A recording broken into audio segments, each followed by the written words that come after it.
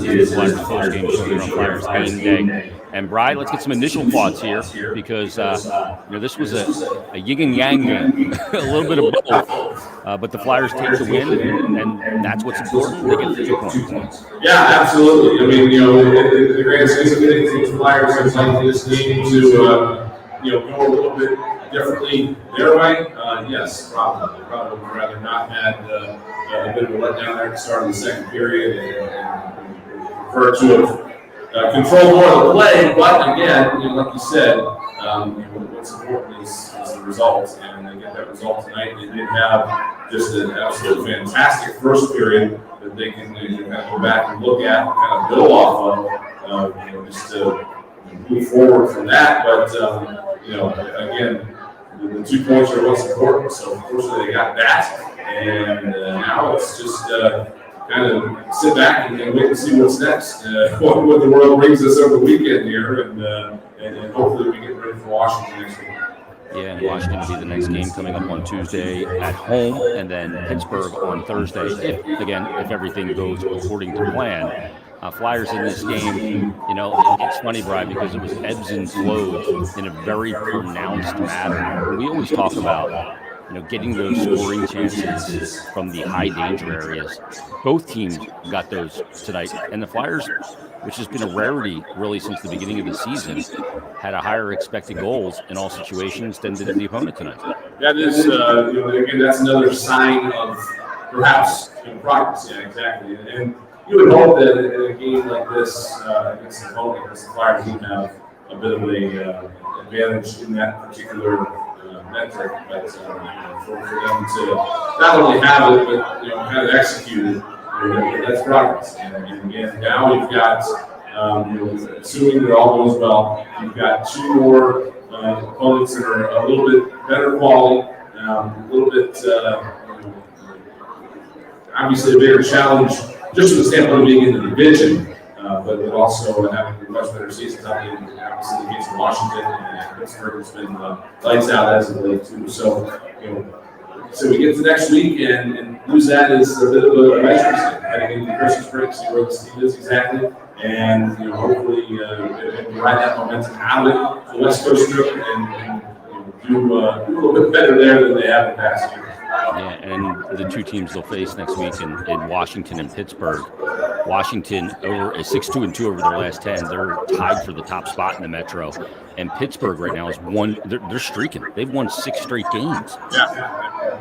I mean, when is that drop off coming? And that team has been streaky all year. Earlier on in the year, they went into the year without Crosby and Malkin and did what they, believe it or not, usually do without Crosby and Malkin, win a bunch of games. And then they started to slide around the same time the Flyers did. And were able to end their streak just before the Flyers did and get it back into the way. So, it's the ebbs and flows of a season. Hopefully the Flyers are kind of get in their way a little bit when they play next week. But those 2 games obviously are going to be pretty big in terms of making sure the Flyers keep going up the standings instead of stalling or being stagnant. Absolutely. The shots in the game, Flyers outshoot the Senators 38-31. Ottawa now hits the Flyers 39-24. Face-offs were pretty close, 30-26 in favor of the Flyers. Penalty minutes 11 for Ottawa and 9 for the Flyers. By an odd number of penalty minutes. Well, there was a good scrap in this game, too, when Zach McEwen got into a good one with Dylan Hetherington. But let's get to the BetRivers.com highlight reel. Let's start it out in the first period where the Flyers opened the scoring. A bit of a historical here to tie Billy Barber for second all-time in points. It's the captain, Claude Giroux, at 419, picking up his 11th goal of the season. I saw a replay that it did hit tight. Behind the goal by Oscar Lindblom. Lindblom sets up Giroux. He's got his 11th of the year, and he's just tied Bill Barber for the 7th most points in team history. I say it all the time, Bri, that sometimes the man who sets up the goal is more responsible for the goal than the guy who actually scores it. And that was just a great play by Oscar Lindblom to know where Giroux was going to be and deliver for him in a deceptive manner.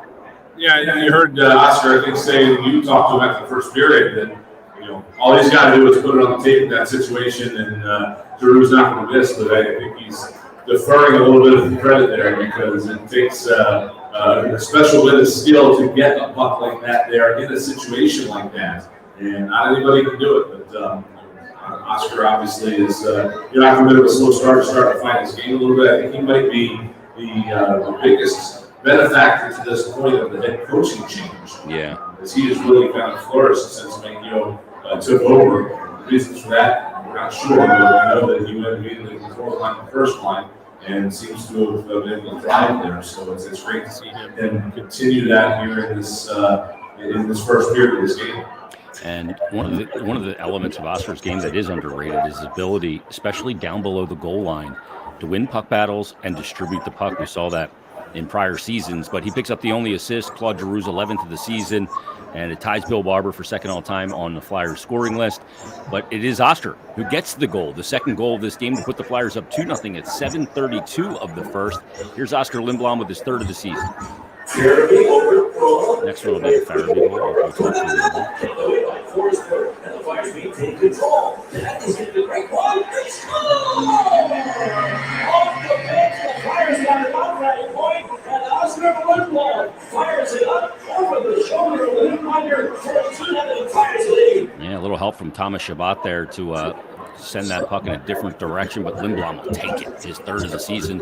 Provorov and Konecny pick up the assist, and that's how it ended the first, with the Flyers up 2-0. But pushback comes after a reset at the intermission, and at 2:09 of the second, it's Tim Stützle who goes down the left side of the ice and is able to kind of shovel one over the shoulder of Martin Jones, puts the Ottawa Senators on the board. Formanton and Brown with the assist, and then Formanton picks up a shorthanded goal after a lackadaisical play on the power play by Keith Yandel in the neutral zone.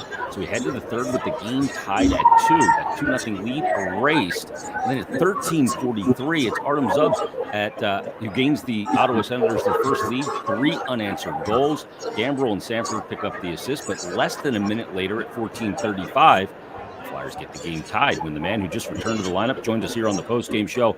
Joel Farabi picks up his 8th of the season. Again, shot from the point and a scheme of the opponent. Farabi takes control. Farabi having the cut, they score! Joel Farabi was trying to play up to the point. Instead, it hit something and ends up as goaltender Anton Forsberg of 2 goals. The Flyers say, who cares? They cut to the trade. I don't know that, Bri, that I've ever heard a play described as he tried to send it to the point and it ended up in the net.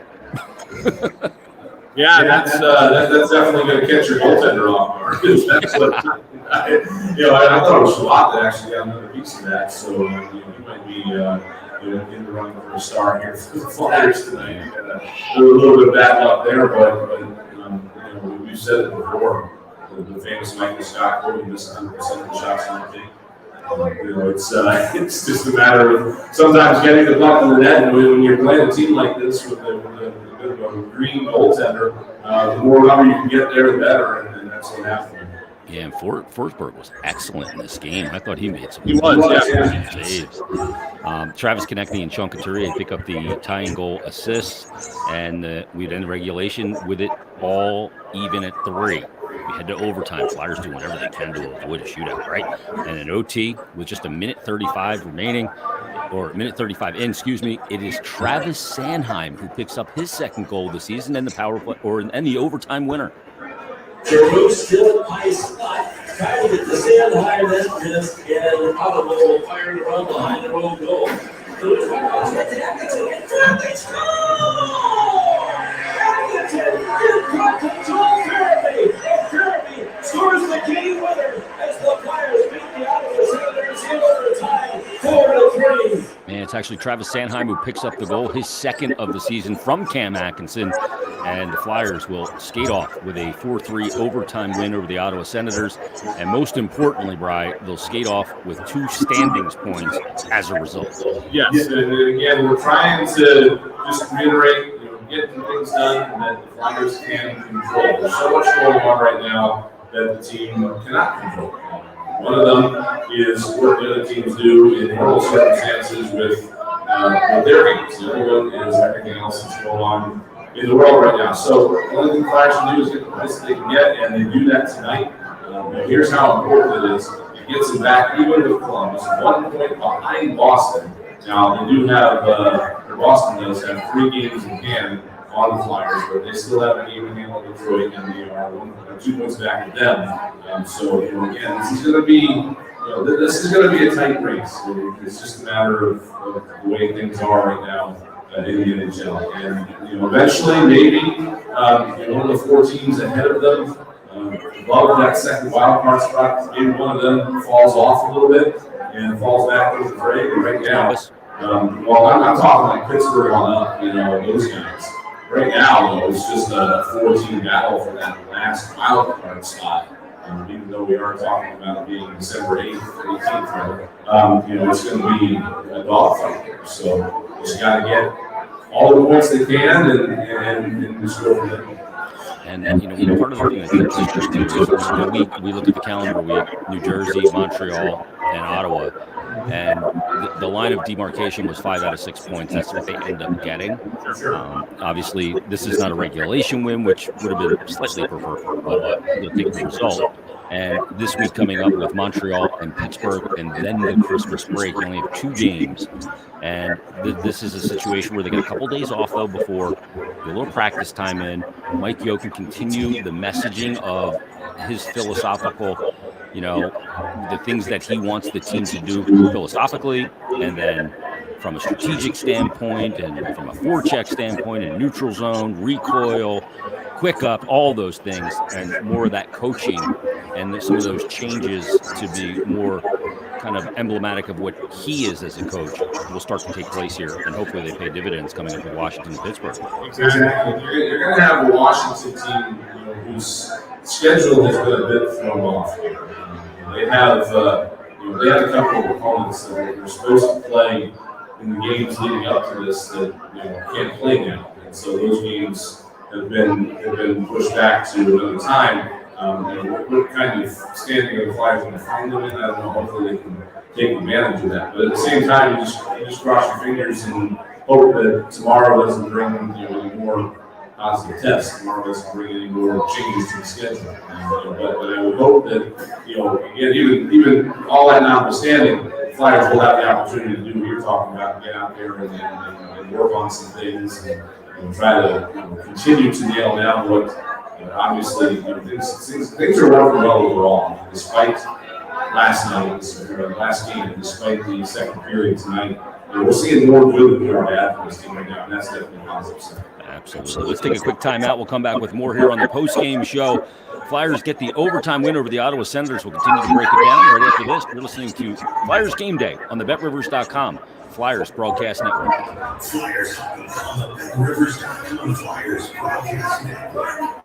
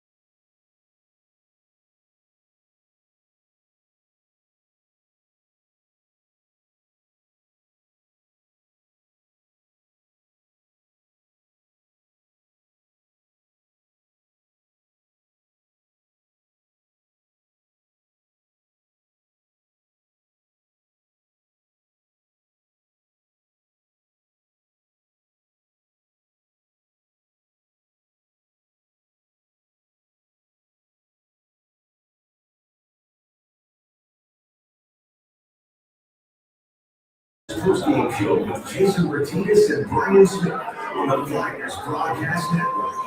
And the Flyers have a overtime win over the Ottawa Senators by a final score of 4-3. Cam Atkinson sets up Travis Sanheim for the game winner in overtime. And the Flyers grab two very important standings points against the Sens tonight. And they'll move on this week to the Washington Capitals and the Pittsburgh Penguins. You know, Brian, one of the things about the Flyers, we look at, we talk about first periods and second periods, but this team on the season is now 6-1-1 on tied heading into the third period. Really? That's a pretty good stat. Yeah, that is a good stat. They can close out games like that. I honestly, that's the kind of number you want to have when this team struggles as much, to put it that way, as it does in shootouts. The fact that they can figure out ways to get things done under that circumstance, that's a good sign. Yeah, 6-1-1. That's amazing. That's the case. When they trail heading into the third period, they're 1-11-2. The only one win was that 2-1 win over Carolina. Yeah, and that's not just Philadelphia. That's across the league. Yep. I think if you ran that across the entire league, that's you would find referring to the percentage probably be just above 500. Lots of seasons in this league struggle during that few years. That's why it's so important to come out and have solid starts that the Flyers have had this year. And that's why it's been. We talked about it ad nauseum for years here. They past had. Quiet starts in the first period, slow starts, what have you, and then they have to chase the game, and they spend so much energy trying to chase the game, and they spend so much energy trying to chase the season, and this, that, and the other. That's why these more solid first periods are such a big deal. Yeah, let's give a few stick taps out real quick. I got a couple of guys I want to give stick taps to. First of all, Oscar Lindblom. Yes, absolutely. Again, we talked about earlier how he's benefited from this coaching change and whatever new philosophies are being installed, whatever systems are being installed. He's really that seems kind of a spark to him a little bit. And just overall game tonight, it was very solid. Not only the goal, he says he had a couple of great scoring chances, and when he's on his game. He brings energy to this lineup. This team likes to see him perform well. We're able to build off of that, and that is a big key to what's turn around the Flyers right now is the improvement in his overall game. I want to give double stick taps to the second pair of defensemen of Travis Sanheim and Rasmus Ristolainen. Risto made a play, I think it was the third period, where he came over. There's a wide open net for a Senator player, and he got the stick on it on that 2-on-1. And that was a goal-saving play. And then Sanheim's probably been the Flyers' best defenseman over the past 3 or 4 weeks. Yeah, we've been looking at that, and not in these last couple of weeks, maybe, but the weeks before that, they were starting to use him more in terms of overall time on ice than Ivan Kovar. Yeah. So that to me was kind of a signal of a new. I don't know if it was a next step in his overall development or anything like that, but just a new piece that he was bringing to the table overall in terms of being a part of this team's six-man defensive unit. And we talked about this at the start of the season that Flyers are trying to get into some more settled pairings, and he and Rasmus Ristolainen from the start of the year have seemed to really work well together, and that is that's coming through in all aspects of his game. He was a little bit slow to start offensively this year, but now that he's gotten going, it seems to be a bit of a move for him. And he's a confidence player. When he's confident and kind of doing his thing and activating, he can be very dangerous. And one of the other guys I want to give stick taps to is Sean Couturier, because that top line of Ottawa with Drake Batherson is leading the team in scoring. I think he came in with 28 points in 22 games. He had 4 shots on goal in the game, but it was -3. And to me, to have success in the NHL, you got to have your shutdown line, shut down the opposition, or at a minimum, limit them and outscore them. And they did exactly that. Right. Yeah. Exactly. That's when you're looking at an overall game plan. You have not gonna on every night. You're not gonna shut down everybody that is out there. So you just look at a couple of targets and say, okay, this is what we're going to do. Try to mitigate. We're going to try to keep certain guys to a certain number of scoring chances. We're not going to try to prevent all the scoring chances. We're going to try to slow down certain lines and stuff like that. That's why the teams that can roll 4 lines and have them be effective are the most dangerous teams in the league. So that there is again a good indication of what the Flyers were able to do tonight, and hopefully moving forward in terms of some of these perhaps different overall game plans, overall philosophies that the new coaching staff, if you will, is going to be utilizing. Absolutely. Provorov led the Flyers in ice time, 26 minutes and 25 seconds on 33 shifts. But that doesn't look like much when you put it side by side next to Thomas Shubat.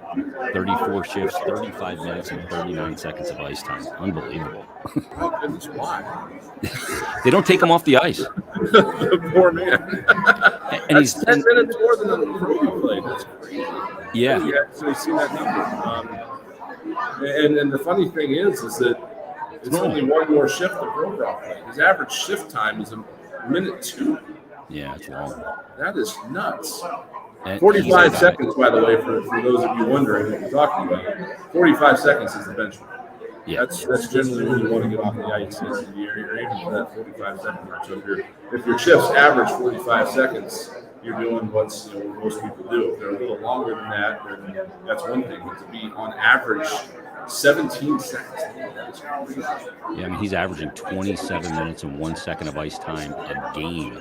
He moved over the 20-minute mark in his third season, 24-17. I mean, he's a guy that eats up a ton of ice time.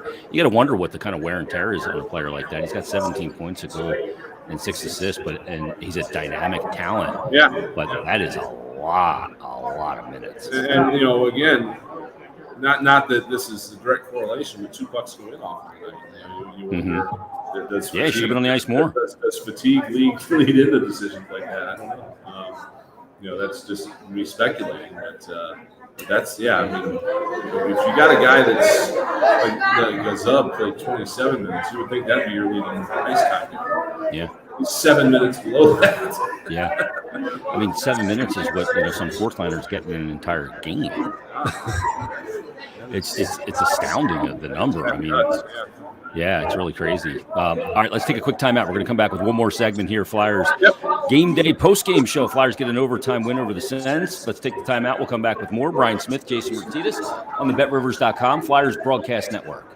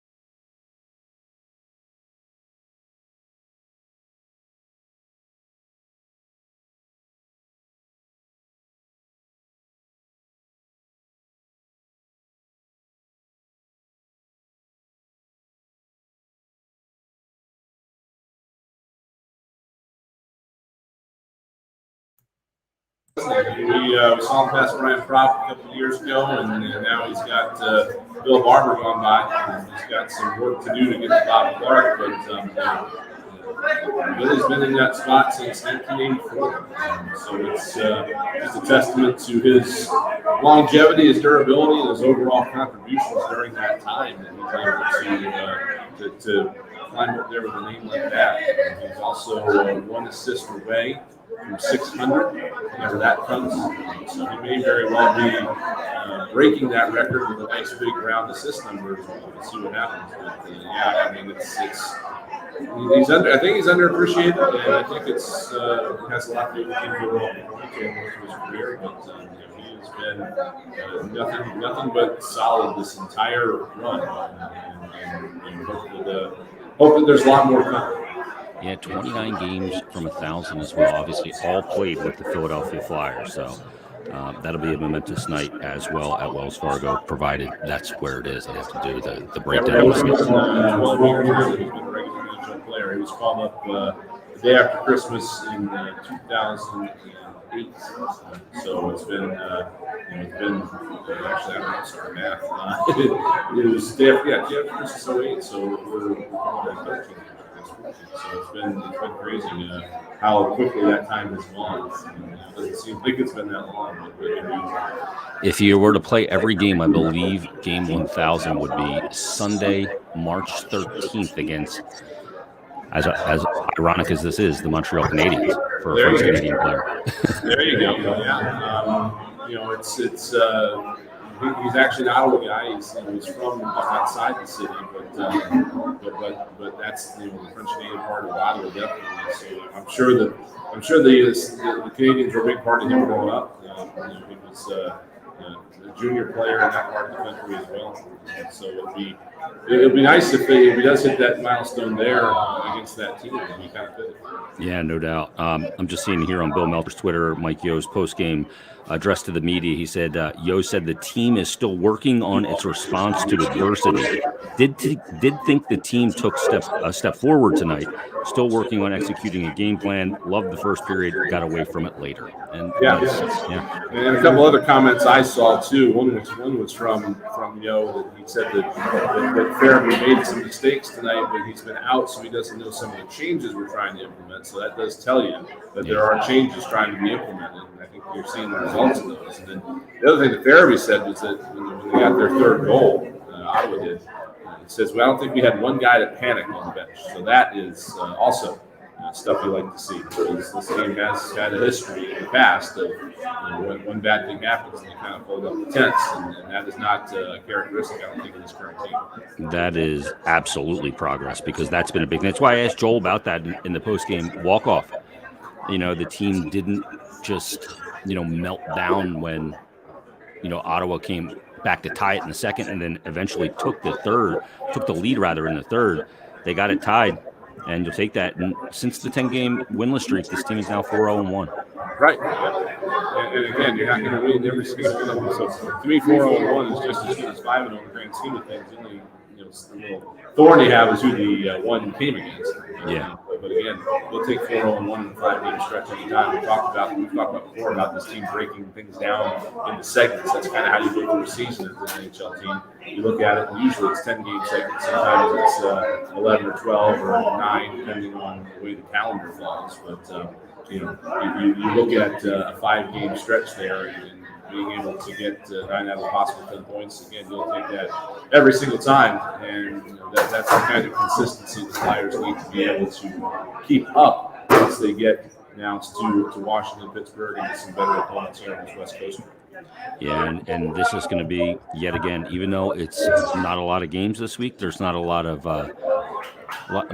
bulk this week for the Flyers with the holiday coming and the freeze, if you will, for the NHL schedule. But two really, really important games. And absolutely. They can measure themselves against these two teams, too. Yep. They got a day off tomorrow, and then they'll come back on Monday. Good day of practice, I'm sure, on Monday, headed into the game against Washington. And then they'll have a pretty solid day of practice, probably Tuesday, Wednesday. I'm not sure exactly what the schedule lines up there, but a very manageable short trip to Pittsburgh, a building that historically they played well in. More so distant history than recent history, but they have fared well in PPG Paints Arena, if that's still what it's called. But ever since that building opened, the Flyers have done well there. So, again, it's an optimistic week here, I think, for this team coming off this win tonight. Again, good practice on Monday, and then let's see where we are against the best teams in the Eastern Conference in Washington on Tuesday, and see if we can't get some more valuable points here, especially within the division. Yeah, and we'll keep an eye, obviously, on the COVID protocols and the COVID list, and Carter Hart, who's not in COVID protocol but was unavailable. I feel like I can't even get off Twitter for 5 minutes, and every time I do, something happens. I was doing that yesterday. I don't know what I was buying groceries or something, and then next thing I know, the Eagles game got on. Yeah. We're all it's just, you just can't close your eyes. And that's going to be quite the parking situation come Tuesday night. Oh, I'm glad I get here at 10. Or whatever. 10 a.m. Yeah, exactly. Yeah, I'm not going to be stuck here until 12 p.m. or 12 a.m. the way I go. Yeah, I may join you soon thereafter. Come up wandering in a little early that day, perhaps. Yeah, absolutely. Please do. Before we wrap up, real quick look at the out-of-town scoreboard, the BetRivers.com out-of-town scoreboard. Hurricanes beat the Kings 5-1. That gets the Canes tied atop the division with Washington. And also, you mentioned it before, the Red Wings tonight are taking on the Devils. And the Red Wings right now, late in the third, 3:36 to go, are up 5-2 in that game. So they're hanging around. Tyler Bertuzzi's got a couple. Dylan Larkin's got the hat trick. They're the only 2 goal scorers for Detroit. But when you account for 5 total, you'll take just 2 goal scorers. So, yeah, Dylan Larkin is one of the things that's going well for that team this year. Definitely not exactly the performance I think a lot of people expected from Detroit, but they're forced to be reckoned with. Yeah, we'll see if they have sustainability. Well, speaking of which, we'll be back Tuesday. Yep. But you're ready for Flyers Caps on Tuesday, and they take this win, and let's enjoy this for a day tomorrow before everybody starts attacking everybody on social media about it. So let's enjoy the win. All right, let's thank a few people before we get out of here. Let's start with our in-studio engineer. How about Tyler Zulli pushing the buttons tonight, doing a great job, as he always does. On highlights tonight, Matt McNarick. Did I say it right, Tyler? Minaric. I know he's messed it up. And also Haley Taylor. She's training with Matt tonight. You may want to find a new trainer, Haley. For Tim Saunders, Steve Coates. Also Betsy Deming, our on-site engineer. Excuse me. Yeah, Betsy. And for Brian Smith, I'm Jason Myrtetus. You've been listening to Philadelphia Flyers Hockey, a 4-3 overtime win over the Ottawa Senators on the BetRivers.com Flyers Radio Network. Have a great night, everybody. All right, Ty, thanks. We're done.